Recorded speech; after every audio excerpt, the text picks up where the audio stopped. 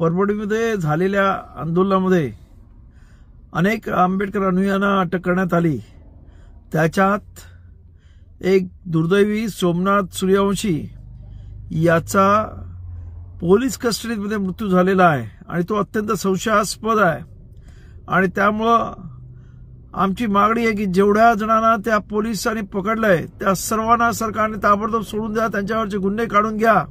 आणि ज्यांनी भीमसैनिकांना अत्यंत निषेधार्थ अशी मारहाण केलेली, अत्यंत अत्याचार केलेले आहेत, त्या पोलिसांवरती ताबडतोबीनं चौकशा लावा।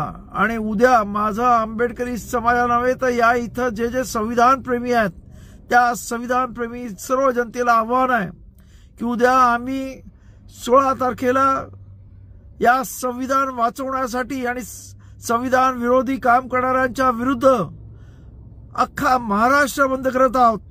आणि त्या महाराष्ट्र बंदला सर्व संविधान प्रेमी जनतेने पाठिंबा द्यावा आणि या बाबासाहेब आंबेडकरांच्या भीमसैनिकाला संविधान वाचवण्यासाठी शहीद झाला त्याला भावपूर्ण आदरांजली श्रद्धांजली व्हा एवढं आव्हान महाराष्ट्रातल्या जनतेला करतो।